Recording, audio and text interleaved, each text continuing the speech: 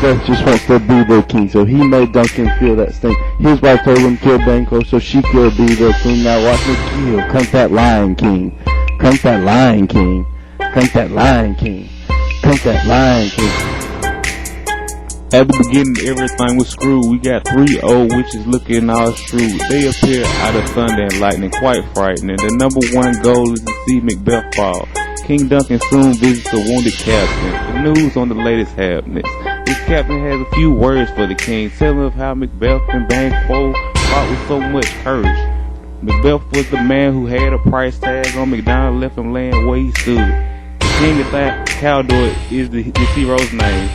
The witches then appear again, thunder and all, point out Macbeth's Banquo before they could take a breath. The witches tell Macbeth that he will reign supreme, and Banquo will never be king, but have many kings. The witches also say that Banquo will be lesser than Macbeth but greater. He already knows he is the Thane of Glamis, the title of his late father. Ross then enters and makes the prophecy a reality, bestowing the Thane of Caldor to the future king. Macbeth then wonders about the witches. He wonders about the riches of the king and himself, and wonders if Banquo feels the same. At Duncan's palace, he hears reports that the old Thane of Caldor has been dealt with. Duncan then makes the announcement that Malcolm will be next to take the throne. Macbeth then wants to throw a party for Malcolm at his own palace.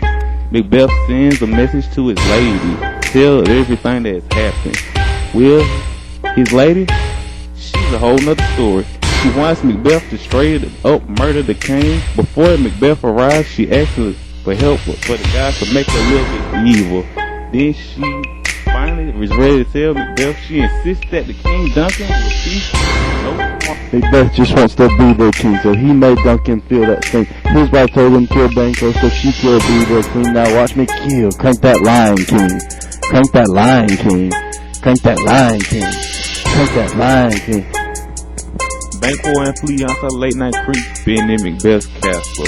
Banquo is afraid to go to sleep because sleep is hassled by these cursed thoughts. Banquo and Macbeth meet in the hall and are both having these cursed thoughts. When Banquo says that the 3 sisters had some truth in what they said, Macbeth states he hasn't thought of anything since.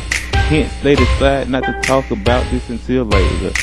After Banquo and Fleance left, Banquo has a vision of a fake shank in the air in front of him. It is pointing towards the king's chamber, calling him.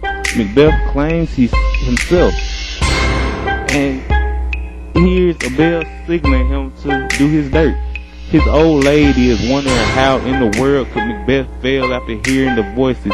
Macbeth then appears with his hand covered in blood for his love. Macbeth is hearing voices, wanting him to tote Bibles and crucifixes. Macbeth has forgotten the most important part of the plot. He still has his daggers with him and is afraid to go back to the chamber. So his woman has to man up and take control. She takes the daggers back to the chamber. They have to free the hands of the sin that has been committed.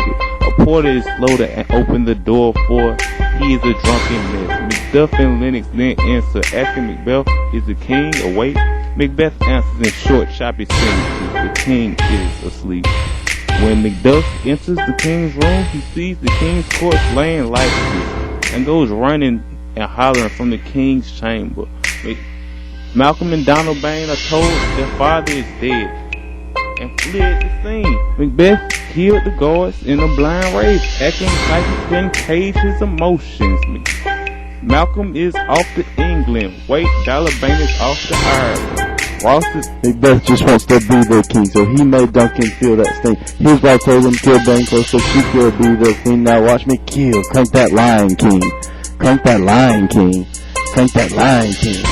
Crank that Lion King.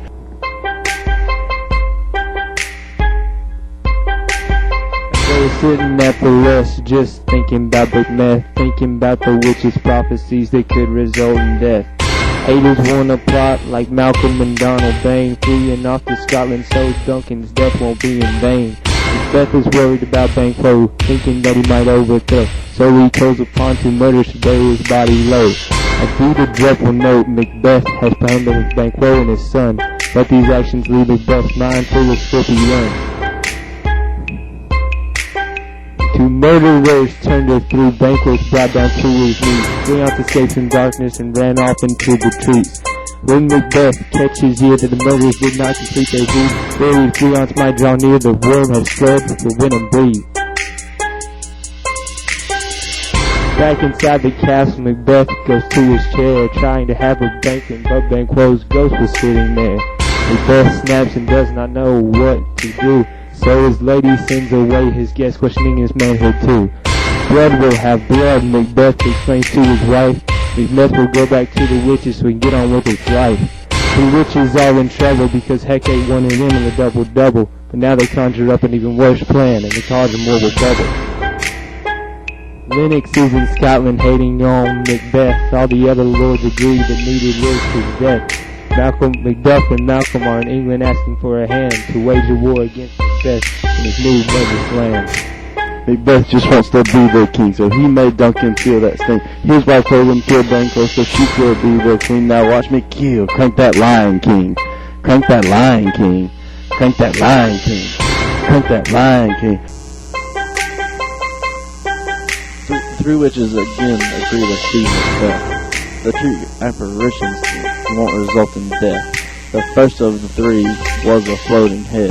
It told him to fear Macduff or he'd be dead. The second apparition was a bloody child.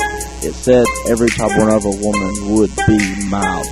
Then a crowned child holding a tree appeared, saying Macbeth wouldn't fall until Burnham Wood drew near. A procession of people that Macbeth wanted it's a hoax. He demands answers, but witches just vanish into smoke. Macbeth sends murderers to kill Macduff's family. Ross tells them they're in trouble, but they refuse to flee. Malcolm and Macduff in England talk about their home. They decide if it would be better off the throne. Back at the castle, Lady Macbeth has gone crazy. The doctor and the maid just stare at her in amazement. Macduff and Malcolm plot and begin to draw their forces near, and when Macbeth notices Burnham Wood, he almost ends up in tears. Before the fight begins, Lady Macbeth is found dead. Her husband finds out and not one tear is shed. The fight has begun and Macbeth can hide no more. Macduff finds him and kills him with his sword. Before he dies, Macbeth exclaims, "I'm not someone naturally born." Then Macduff replies, "From the incision of C-section I was torn." Now Malcolm takes the throne cause he's just been crowned king. After all, it was Macbeth that had to feel the sting. Macbeth just wants to be the king, so he made Duncan feel that sting. His wife told him kill Banquo so she could be the queen. Now watch me kill, crank that Lion King. Crank that Lion King. Crank that Lion King. Crank that Lion King.